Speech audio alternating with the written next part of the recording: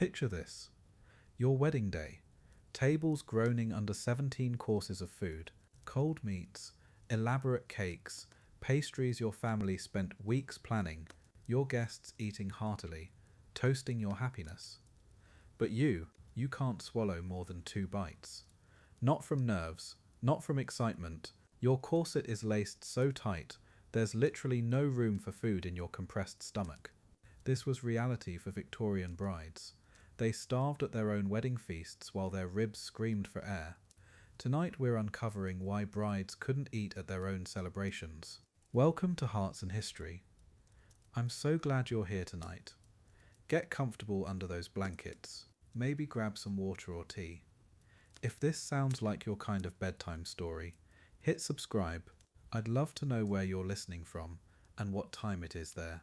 Drop a comment. Are you in Sydney watching sunrise? London at midnight. I love hearing from our night owl history lovers around the world. Tonight we're diving into Victorian wedding traditions that'll make you grateful for modern celebrations. Let's begin our story. A Victorian wedding morning. Dawn breaks across an English garden in 1856. Dew clings to rose petals, while morning light filters through manor house windows. Today's the day everyone's been waiting for, a wedding. But upstairs in the bride's chamber, something's happening that would horrify modern brides. She's being laced into her wedding corset. Her handmaids brace their knees against her back, yanking the laces with everything they've got. The bride holds her breath. Her ribs compress inward, 17 inches, maybe 18 if she's lucky. This isn't just getting dressed. This is reshaping a human body. The atmosphere in that bedroom is thick with anxiety. Not the normal wedding day butterflies. This is different. The bride can barely speak above a whisper. Each breath is shallow, laboured. Her ribs are protesting against the whalebone pressing into flesh. Her stomach, already compressed to a fraction of its normal size. Her internal organs shifting into unnatural positions. The handmaids work in practiced silence, knowing this ritual well. They've done this before. They know what's coming. The bride will look perfect, absolutely perfect, but she'll pay a price no modern woman could imagine. Victorian wedding customs demanded morning ceremonies, usually around noon at the parish church. This timing wasn't random. Before the Reformation, weddings were part of Mass, requiring couples to fast beforehand for Holy Communion. The meal afterward literally broke this fast, hence wedding breakfast. By the 1850s, the religious reasons had faded, but the tradition stuck. These weren't simple affairs either. Wealthy families served 17 courses or more. Queen Victoria herself hosted 17-course wedding breakfasts. Even middle-class families tried to match this opulence. The irony? The bride couldn't eat any of it. The ceremony ends. Our bride has stood through the entire service, breathing in tiny sips of air. She's exhausted from the weight of her dress, the multiple petticoats, the crushing corset. Now comes the wedding breakfast. She takes her place of honour at the head table, facing the assembled guests. The first course arrives. Maybe soup. She lifts the spoon, takes one small sip. Her compressed stomach signals fullness immediately. One more spoonful and nausea rises. There's literally nowhere for the food to go. Her stomach is squeezed flat against her spine. Course after course arrives. Cold meats glistening on silver platters, elaborate salads, delicate pastries that took the kitchen staff hours to prepare. Her guests eat heartily, praising the quality, commenting on the wonderful spread. The bride smiles, nods, moves food around her plate. Maybe manages another tiny bite when the wedding cake appears. That's ritual after all. But she's starving at her own celebration, literally starving while surrounded by abundance. The contrast is cruel. Tables laden with food she can't eat. Guests enjoying the feast she can't taste. The medical reality was brutal. When you eat, your stomach needs to expand. Food enters, fills the space, begins churning and mixing with digestive juices. Victorian physicians documented exactly what corsets did to this process. They turned the digestive tract into what one doctor called a doubled and twisted hodgepodge. The stomach, liver, intestines, all shoved together, crowded against the spine, unable to function. Women who tried to force food into compressed stomachs experienced immediate reflux, heartburn, nausea. Some fainted from the attempt. This wasn't occasional discomfort. This was systematic torture disguised as beauty. As the wedding breakfast continues, our bride excuses herself quietly. She leaves behind a barely touched plate, a sumptuous feast planned specifically for her celebration. Her guests might not notice, or if they do, they consider it proper, delicate, feminine. A bride with a hearty appetite would be thought coarse, unrefined. So she performs her role perfectly, beautiful, tiny-waisted, starving. She retreats to her chamber where maybe, just maybe, her maid will loosen the corset enough to let her breathe. Tomorrow she'll wake up married and hopefully able to eat breakfast. Beneath the satin and silk, we're in her private quarters now. Dawn light filtering through lace curtains. The bride stands in her chemise, waiting. Her wedding corset lies across the bed like some medieval torture device. Whalebone strips gleaming, silk ribbons trailing, steel eyes glinting in the morning sun. This isn't her everyday corset. This is something else entirely, something designed to transform her body into art, even if that art requires suffering. Her maid approaches, laces in hand. The real wedding preparation is about to begin. The maid knows this ritual. She's done it before. She wraps the corset around the bride's torso, positioning each steel bone precisely where it needs to sit, against the ribs, along the spine. The fabric is wedding white, pure silk with hand-stitched details that cost more than most people's yearly wages. But this beauty hides violence. 26 whalebone stays, 14 steel spiral bones, all designed to compress a human torso into an hourglass that defies anatomy. The maid threads the laces through 32 steel eyelets. The cage is ready. Let's talk about what we're looking at here. This corset was crafted 6 months ago by a specialist. Real whalebone, not the cheap substitutes. These bones came from the jaw of a North Atlantic right whale. They're flexible but nearly unbreakable. The silk was imported from Lyon, France. Hand-woven, the steel eyelets were forged specifically for this piece. This isn't clothing. This is engineering, architecture for the human body.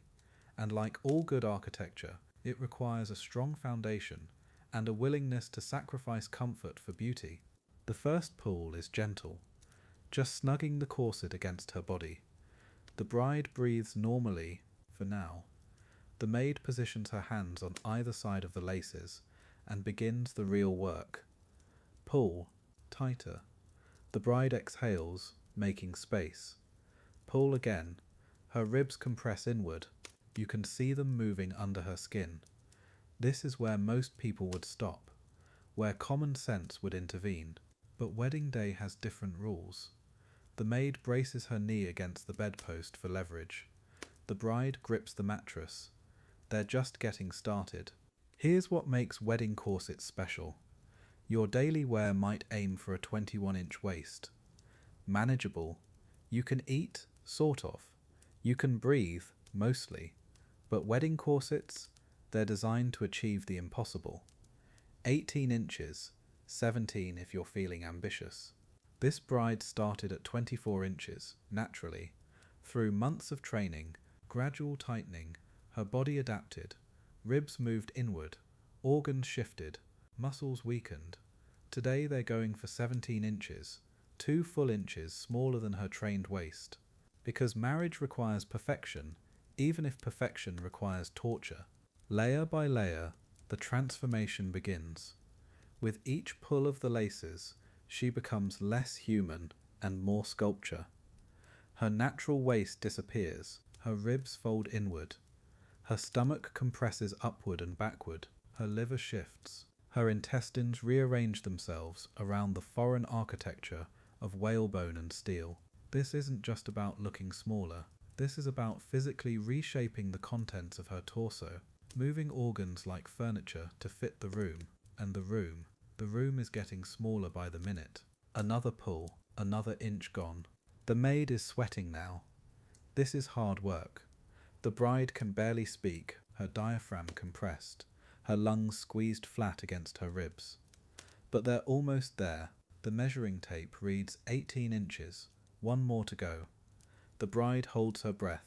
The maid pulls with everything she has. The corset creaks under the strain. The whalebone flexes but holds. 17 inches. The laces are tied off quickly before the corset can spring back. It's done. She's achieved the impossible measurement. Now comes the real question. Can she survive wearing it for 12 hours? Look at what we've created. This isn't a woman anymore, not in any biological sense. This is Victorian society's idea of feminine perfection. A wasp waist so extreme it seems to defy physics. Her silhouette is mathematically precise. Shoulders to waist to hips in perfect proportion. But the cost? She can't take a full breath. She can't bend at the waist. She certainly can't eat. Her body is art now. Beautiful, fragile, completely impractical art. And art, as everyone knows, suffers for beauty. The bride turns toward the gilded mirror. Her reflection stares back, ethereal and ghostly. She looks exactly like the fashion plates in Godey's Lady's Book, the perfect Victorian bride. But her eyes tell a different story. Behind the satisfaction of achieving impossible beauty, there's something else. Pain, resignation, the knowledge that she'll spend her wedding day hungry, breathless and trapped in this beautiful cage. She touches the mirror with trembling fingers. This is her. This is who she had to become. This is the price of perfection. Fashion's constraining cage. Picture a bride on her wedding day, standing before a feast meant to celebrate her new marriage. Tables covered with elaborate cakes, cold meats, pastries, everything looks perfect. Her guests are eating, laughing, toasting her happiness. But she can't swallow more than 2 bites of a biscuit. Not because she's nervous, not because she's overwhelmed, because her corset is laced so tight there's literally no room in her stomach for food. This was Victorian reality. Brides starving at their own wedding breakfasts, while their guests feasted around them. The 1800s had some twisted priorities when it came to women's bodies. A tiny waist, that was everything. 17 inches was the goal. Sometimes smaller, Victorian women spent their entire lives training their bodies into these impossible shapes, starting as children with corsets that grew tighter every year. By adulthood, their organs had shifted, their ribs had compressed, their stomachs had shrunk to shadows of normal size, and on their wedding days, they laced even tighter. Special bridal corsets designed to create the perfect silhouette, no matter the cost. Here's what actually happened when a maid laced a bride into her wedding corset. She'd brace her knee against the bride's back and pull those laces with everything she had. The bride would hold her breath, feeling her ribs compress inward, her stomach flattening against her spine. Whalebone stays would dig into her flesh. Once laced, she couldn't expand her torso even slightly. Her organs were squeezed into unnatural positions, a human body reshaped into an hourglass that couldn't function properly. Beauty over breathing. Always, Victorian doctors documented exactly what tight lacing did to digestion. Dr. Dio Lewis called it turning the digestive tract into a doubled and twisted hodgepodge. When you eat, your stomach needs to expand. Food enters, the stomach churns, mixes everything with gastric juices. Basic biology, but a tightly laced corset eliminates that space completely. The stomach gets compressed, shoved against the spine, unable to function. Women developed chronic indigestion, nausea, constipation, their bodies fighting against the mechanical prison they'd voluntarily entered every morning.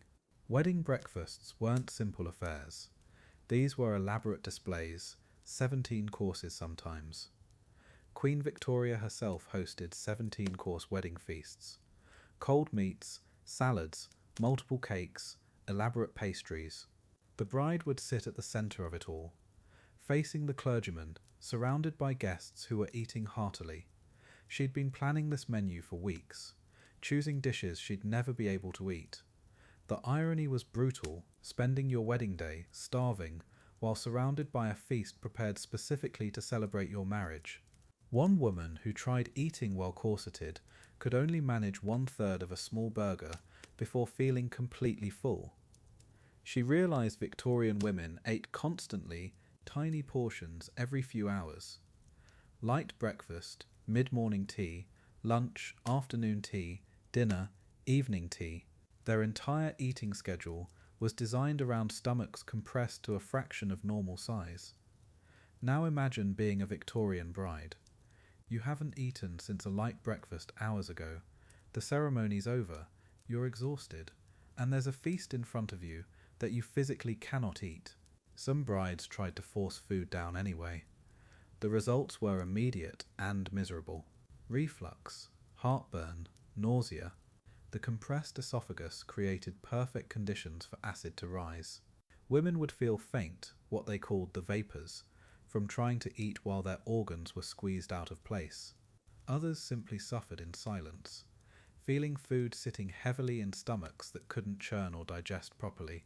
Post-mortem examinations later found grooves in women's livers and stomachs, permanent impressions worn by years of corset pressure. The wedding breakfast menus themselves add this cruel irony to the whole thing.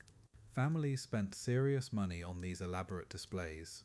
Mrs. Beeton's household management book provided detailed wedding menus with multiple cakes, savoury dishes, elaborate desserts. The bride often helped plan these menus, choosing foods she'd never taste. Guests would compliment how tiny her waist looked, how perfectly she embodied feminine beauty. They might not notice she ate nothing, or if they did, they'd consider it proper, delicate, refined, ladylike. World War I finally broke the back of extreme corset culture. Women needed practical clothing to work in factories, to serve the war effort. The 1920s brought loose dresses that required no corsetry at all. Modern brides can actually eat at their weddings, dance, move freely, breathe deeply. This freedom seems obvious now, but think about that Victorian bride, smiling through her hunger, performing beauty while her body starved. When beauty requires suffering, something's fundamentally wrong. That's a lesson worth remembering as you drift off to sleep tonight. The rigours of the wedding breakfast. Picture the scene. Morning ceremony finished, guests filing into the dining room, and there it is. Table after table groaning under 17 courses of culinary perfection. Cold meats glistening, elaborate pastries towers 3 feet high. Wedding cake like something from a fairy tale. This isn't just breakfast, this is theatre. Pure Victorian theatre, designed to show everyone exactly how wealthy, how refined, how absolutely spectacular this family really is. And standing there in white silk, the bride surveys her feast. She helped plan this menu for months. The procession begins. Servants in spotless uniforms carry silver platters like they're bearing crown jewels. First the cold meats, carved ham that took 2 days to prepare, roasted fowl arranged with artistic precision, beef tongue sliced paper thin, then salads that look like garden paintings, aspic moulded into architectural wonders. Each dish announces the family's status louder than words ever could. The guests murmur appreciation. They understand the language being spoken here. Wealth, hospitality, power. The bride nods graciously, accepting compliments on the magnificent spread she orchestrated but cannot touch. The fragrances hit you first. Roasted meats mingling with fresh herbs, butter pastry still warm from the oven, flowers from the centerpieces mixing with food aromas into something almost intoxicating. Guest voices rise and fall in animated conversation, silverware clinking against fine china, the rustle of silk dresses and morning coats, colours everywhere, deep reds of wine jellies, golden yellows of custard tarts, green from elaborate salads, white cream swirled through everything. It's sensory overload, pure Victorian excess, and the bride stands at the centre, taking tiny, careful breaths through her nose. Her plate is filled by attentive servants. A slice of that perfect ham, delicate spoonfuls of 3 different salads, a portion of raised pie that's basically edible architecture. She lifts her fork, takes the first bite, chews slowly, smiling at her new husband, nodding to guests who toast her happiness. But here's what nobody sees. That single bite feels enormous in her compressed stomach. Her corset, laced tighter than ever for this perfect day, has squeezed her organs into positions nature never intended. Room for food? There isn't any. The mechanical reality is brutal and immediate. Course follows course. Savoury patties that smell like heaven, fruit tarts glazed to perfection, cheese selections from 3 countries. Everything expertly prepared, beautifully presented, utterly tempting. Her guests eat with gusto, praising each dish, comparing this feast to other weddings they've attended. None quite measures up. They agree. This is extraordinary. The bride moves food around her plate artfully, takes occasional microscopic bites, sips water when she can manage it. Each swallow feels like pushing rocks down a straw. Her smile never wavers. This is performance, pure, exhausting performance of feminine perfection. The whalebone presses against her ribs with every breath. Steel stays dig into her flesh. Her stomach, compressed to maybe 1/4 normal size, sends distress signals with each attempted bite. She's dizzy, partly from excitement, mostly from oxygen deprivation and hunger. The corset that creates her perfect silhouette also creates perfect misery. Her organs are stacked like puzzle pieces, forced into the wrong box. Digestion? Impossible. Even water sits heavily. She realizes with growing panic that she might actually faint here at her own wedding breakfast. While surrounded by enough food to feed 50 people, guests keep commenting on how lovely she looks, how perfectly tiny her waist, how she embodies ideal femininity. If they notice she's not eating, they approve. Refined ladies have delicate appetites after all. Hearty eating would be vulgar, unbecoming. Her mother catches her eye and nods approvingly. The bride is performing correctly. Looking beautiful, accepting congratulations gracefully, being admired without being coarse enough to actually enjoy the feast. This is what wedding success looks like in Victorian terms. The bride as living decoration, as proof of family refinement, as everything except human. The wedding cake appears. 3 tiers of architectural sugarwork, decorated with orange blossoms and lovebirds, moulded from marzipan. This moment requires ceremony. The bride and groom together cut the first slice, while guests applaud.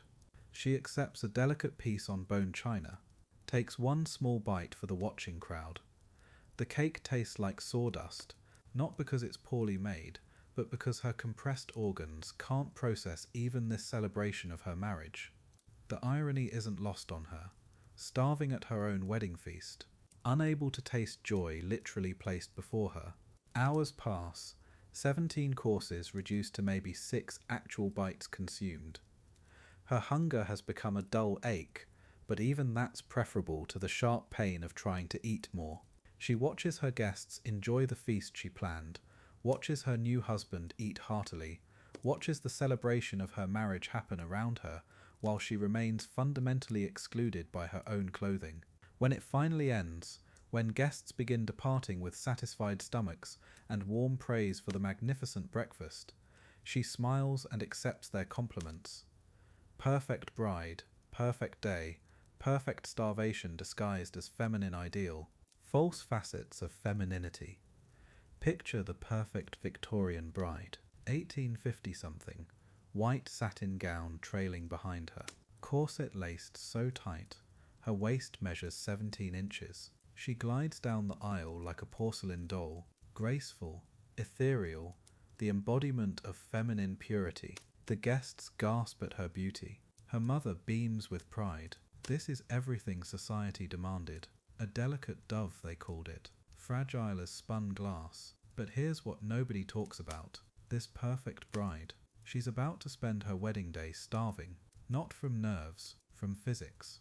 Victorian society had very specific ideas about what made a woman beautiful. And beautiful meant tiny. We're talking waists that defied human anatomy. 17 inches was ideal. Some brides went smaller. They'd train for months, gradually tightening their corsets until their ribs literally reshaped. Organs shifted. Breathing became shallow. Careful, the goal wasn't comfort, it was perfection. A bride's body was her masterpiece, her family's statement to society. Look what we've created. Look how refined our daughter is. Look how perfectly she embodies everything feminine and proper. But perfection came with a price nobody mentioned. See, the Victorian bride wasn't just marrying her groom, she was representing her entire family's social standing. Her appearance, her grace, her ability to look effortlessly perfect, all of it reflected on her parents' cultural sophistication. Wealthy families spent fortunes on wedding gowns, elaborate ceremonies, multi-course wedding breakfasts. The bride became the centerpiece, the living proof of her family's success and refinement. Every guest would judge not just her, but her upbringing, her mother's guidance, her family's place in society. The pressure was enormous, and the corset was the key to it all. Victorian wedding breakfasts were legendary. We're talking 17 courses sometimes. Cold meats, elaborate salads, multiple cakes, pastries, fruits, cheese, tables groaning under the weight of food. Families spent months planning these feasts. The bride often helped choose the menu, selecting dishes she thought her guests would enjoy, dishes she'd spent time imagining, tasting during preparation, perfecting. The irony is heartbreaking. She'd planned this incredible spread, this celebration of her marriage, knowing full well she wouldn't be able to eat a single proper bite.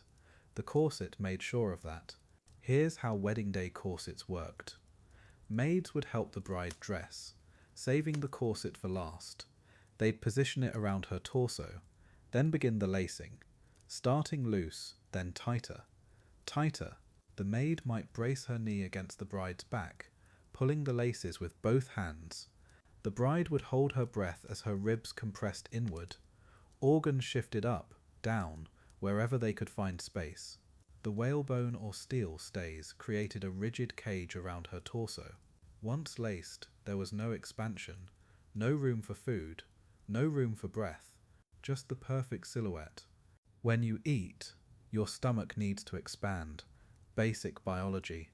Food comes in, stomach stretches to accommodate it, begins churning and digesting.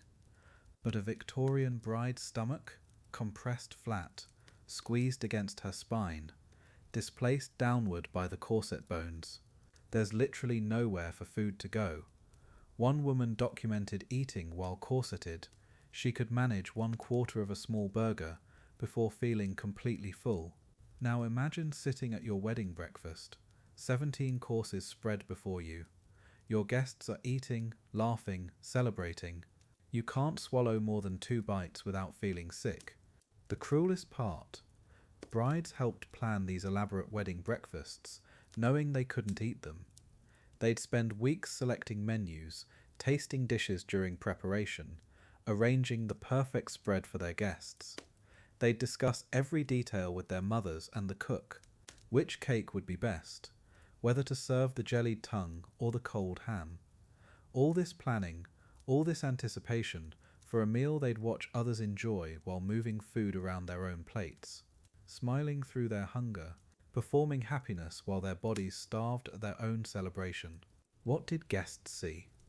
A radiant bride, perfect posture, delicate appetite, everything society expected from a refined young lady.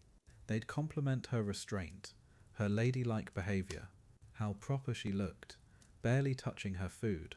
If they noticed her lack of eating at all, they considered it admirable. Gross appetite was considered unrefined, masculine. A bride who ate heartily would be whispered about, criticised for being common.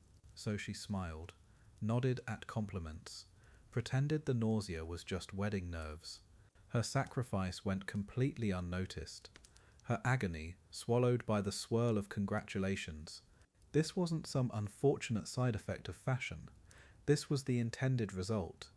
Victorian society valued a woman's appearance over her well-being so completely that starving at your own wedding feast was considered normal, expected. The bride's body wasn't hers. It was society's sculpture, shaped and moulded to represent impossible ideals. Her waist told the world her family's status. Her restraint proved her refinement. And if achieving this perfection meant she couldn't participate in her own celebration, that was just the price of being a proper Victorian woman. Beauty above breath, appearance above appetite, performance above personhood, digesting the indigestible. Here's where things get genuinely disturbing. We're going beneath the silk and satin now, past the surface beauty of that perfect wedding dress silhouette. We're descending into the bride's compressed torso, where whalebone meets flesh, where fashion wages war against biology itself. Victorian medical records paint a stark picture, one that will make you grateful you can breathe freely right now. Because what we're about to explore isn't just uncomfortable, it's the systematic destruction of a woman's digestive system in the name of beauty. Take a breath for her, because she can't. Picture your stomach right now. It's a flexible organ designed to expand and contract, to churn and mix food with digestive juices. Now imagine that same stomach compressed into a space half its normal size, squeezed backward against your spine, displaced downward, crowded against other organs that have also been shoved out of place. This isn't metaphorical. This is exactly what happened when a Victorian bride was laced into her wedding corset. Her entire digestive tract became what one doctor called a doubled and twisted hodgepodge. Normal function, impossible. Now watch what happens when food enters this compressed system. The bride takes her first spoonful of soup at the wedding breakfast. The liquid travels down her esophagus, which is also compressed, narrowed by the corset's pressure. It reaches her stomach, but there's no room to expand. None. The stomach signals fullness immediately, even from that single spoonful. Her body is screaming stop, but the feast has 17 courses waiting. The guests are eating heartily. She smiles, raises another spoonful to her lips, and the nausea begins. Dr. Dio Lewis documented this torture in medical journals of the 1870s. He wrote entire chapters on what corsets did to digestion. Loss of appetite, chronic nausea, vomiting, what they delicately called depraved digestion. But here's what gets me. These weren't considered medical emergencies. They were accepted side effects of being fashionable. One woman who recreated Victorian corset wearing for medical research could only eat 1/3 of a small burger before feeling completely full. Imagine that constraint on your wedding day, facing a feast prepared in your honour. The wedding breakfast arrives in course after course. Cold meats, elaborate salads, pastries, the towering wedding cake. Guests comment on the excellence of the food, the thoughtful menu planning. They don't notice the bride moving food around her plate, taking theatrical bites, chewing slowly to buy time. Her compressed stomach can't accommodate even normal-sized portions.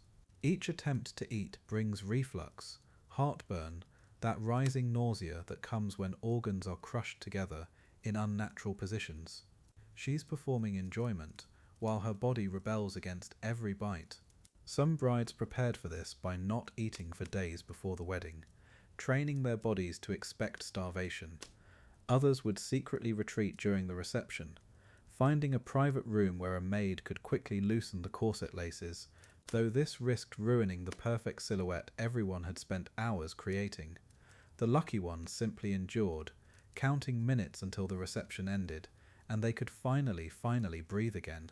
But many didn't have that luxury. Wedding celebrations could last hours. Some went late into the evening. The irony is breathtaking. Families spent months planning these elaborate wedding breakfasts, 17 courses for wealthy families. multiple cakes, savoury dishes, expensive delicacies. The bride often helped choose the menu, selecting foods she'd never taste. Mrs. Beaton's household management guide featured page after page of wedding breakfast menus, all designed for everyone except the bride herself. She stood there, the guest of honour at her own feast, effectively starving while surrounded by abundance. Beauty demanded this sacrifice, and society considered it proper, even admirable. Post-mortem examinations revealed the true cost. Doctors found actual grooves carved into women's livers and stomachs, permanent impressions left by corset bones. 36% of women over 40 showed these markings. Their organs bore scars from fashion itself. Victorian medical journals documented cases where women's digestive systems were permanently damaged, unable to function normally even after corset removal. The compression had literally reshaped their internal anatomy. These weren't temporary inconveniences. These were permanent injuries, accepted as the price of feminine beauty. As the wedding breakfast winds down, our bride quietly steps away from the celebration. The guests are merry, satisfied, commenting on the excellent food and joyful atmosphere. She excuses herself gracefully, retreating to a private room where finally she can loosen the punishing laces just enough to breathe without pain. In the mirror, her reflection still shows that perfect silhouette everyone admired, but behind the beauty, a woman who couldn't eat at her own wedding, couldn't fully participate in her own joy. The cost of perfection was always higher than it appeared. The price of perfection. Picture this. You're standing in your wedding dress, surrounded by 17 courses of food, cold meats, elaborate cakes, pastries your family spent weeks planning. Your guests are eating, toasting, celebrating, but you can't swallow more than 2 bites. Not because you're nervous, because your corset is laced so tight, there's literally no room in your stomach for food. This was Victorian wedding reality. Brides starving at their own feasts, while everyone else enjoyed the celebration meant to honour them. Victorian weddings followed strict rituals. Morning ceremonies, usually around noon, followed by the wedding breakfast. Now, this wasn't actually breakfast. It was an elaborate feast, sometimes 17 courses for wealthy families. Queen Victoria herself hosted 17-course wedding breakfasts. Even middle-class families tried to copy this extravagance. Cold meats, salads, multiple cakes, elaborate pastries. The bride and groom sat at the centre, facing the clergyman, like royalty at their own celebration. But here's where everything goes wrong. Enter the corset. Wedding day corsets weren't regular corsets. They were torture devices disguised as lingerie, specially made, often commissioned months ahead, gradually tightened during fittings to train the body into submission. The goal? 17 to 19 inches around the waist. Sometimes smaller, maids would brace their knees against the bride's back, yanking the laces with all their strength. The bride would hold her breath, ribs compressing inward, organs shifting into completely unnatural positions. Once laced, it became a rigid cage of whalebone and steel. Here's the brutal reality of why they couldn't eat. When you eat, your stomach needs to expand. Food enters, the stomach churns, mixes everything with gastric juices. This requires space. A tight corset eliminates that space entirely. The stomach gets compressed, squeezed against the spine by rigid corset bones. Victorian Dr. D.O. Lewis called it a doubled and twisted hodgepodge that simply couldn't function. Stomach, liver, intestines, all shoved together, crowding each other, unable to do their jobs. Basic biology versus fashion, and fashion won. What happened when they actually tried to eat? One woman documented wearing a Victorian-style corset. She could only eat 1/4 of a small burger before feeling completely stuffed. She had to eat constantly, every few hours, tiny portions. Now imagine being the bride. You take 1 spoonful of soup. Your compressed stomach signals fullness immediately. Another spoonful, Nausea rises. The corset is pressing everything together. The food has nowhere to go. Cold meats arrive. Pastries. You smile, nod, move food around your plate. You're starving at your own wedding. The irony was absolutely cruel. Families spent serious money on these wedding breakfast menus. Mrs. Beeton's household management book provided elaborate menus featuring multiple cakes, savoury dishes, elaborate desserts. The bride often helped plan this menu, food she'd never be able to eat. She'd stand there, perfectly corseted, the ideal of feminine beauty, while her guests enjoyed the feast she'd organised.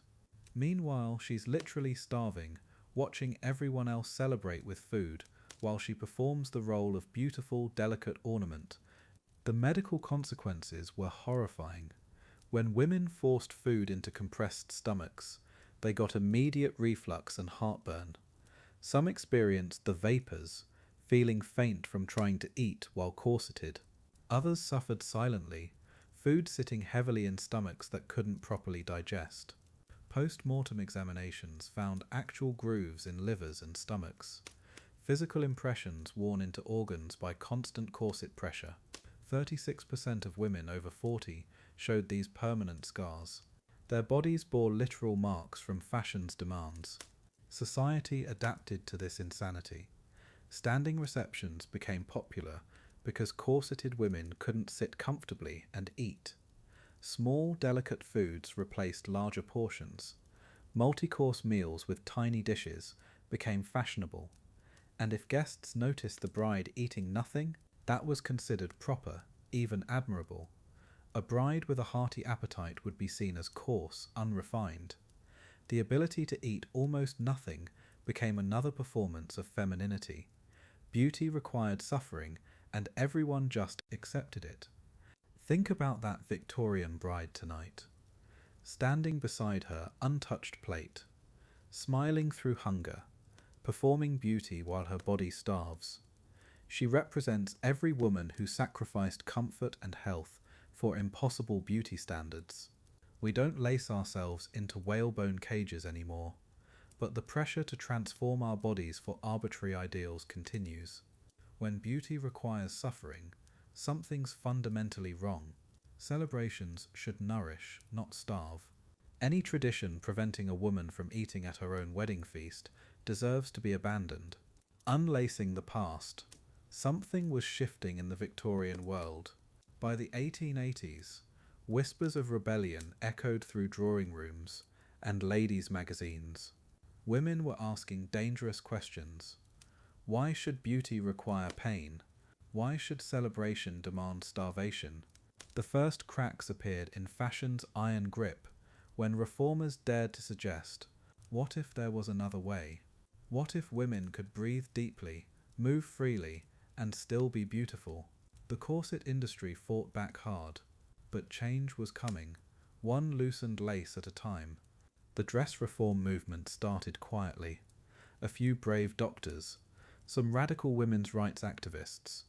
They published pamphlets with titles like Dress as it Affects the Health of Women. Dr. Robert Dickinson documented exactly what corsets did to internal organs, and it wasn't pretty. Displaced kidneys, compressed lungs, stomachs squeezed into impossible shapes. Medical journals began printing these findings.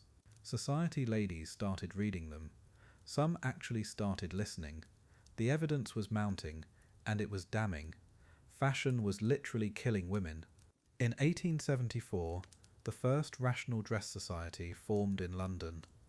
Their motto, the maximum of warmth, health and comfort, with the minimum of weight and restriction. Revolutionary stuff for the time. They organised exhibitions showing healthy alternatives to corsets, loose tea gowns, split skirts for cycling, clothing that moved with the body instead of against it. Mainstream society mocked them as radicals, unfeminine, unseemly. But some women tried the alternatives and discovered they could breathe without pain for the first time in years. Picture a Victorian woman's dressing room, 1890s. On the chair sits her corset. But today, she doesn't pull the laces quite so tight. Maybe she leaves an inch of breathing room. Maybe she chooses the newer, slightly less restrictive style. It's a small rebellion, invisible to everyone else. But she feels the difference immediately. Her ribs expand. Her stomach has space. At dinner that night, she eats a full meal for the first time in months. This loosened corset, its progress, one breath at a time. World War One changed everything overnight. Suddenly, women needed to work. Factory jobs, nursing, farming. You can't operate machinery in a corset laced to 18 inches. You can't tend wounded soldiers while gasping for air. Practical clothing became patriotic. The war effort demanded comfort over beauty. By 1918, the old rigid corsets looked absurd, outdated, almost Victorian, which they were. The world had moved on. Women had tasted freedom, and they weren't giving it back without a fight. Enter the 1920s. Dropped waists, loose silhouettes, dresses that didn't require foundation garments at all. Flappers danced the Charleston in clothing their grandmothers would have considered underwear. The ideal body shifted from corseted hourglass to straight boyish figure. Suddenly the tiny waist looked old-fashioned. Jazz-age brides wore simple sheaths, ate full wedding breakfasts, and danced until dawn. Fashion had finally caught up with function. Liberation looked good on them. Think about the courage it took. Those first women who loosened their corsets faced real social consequences. Whispered criticisms, accusations of impropriety, family disapproval. But they chose their own comfort over society's expectations. They chose health over beauty standards. They chose to eat at their own celebrations. These weren't just fashion choices. They were acts of rebellion. Small, quiet revolutions happening one woman, one loosened lace, one full breath at a time. They paved the way for all of us. Our Victorian bride's story ends differently now. After years of starving at social events, she makes a choice. On her daughter's wedding day in 1925, she watches the young woman dance freely in her dropped waist dress. No corset, no restriction. The bride eats cake, laughs loudly, moves without constraint. That night, our Victorian woman unlaces her own corset for the last time. 40 years of compression ended. She takes her first truly deep breath in decades. Freedom feels like oxygen filling her lungs completely. Modern brides feast at their weddings. They dance, laugh, celebrate without physical restriction. They choose their own comfort levels. Some wear shapewear by choice. Some wear nothing but confidence. The key word, choice. They're not performing beauty for society's approval. They're celebrating love while fully inhabiting their own bodies. The Victorian bride who couldn't swallow a bite of her wedding cake would be amazed. Finally, the celebration includes the bride herself. That's progress worth celebrating. Sweet dreams, and breathe deeply tonight.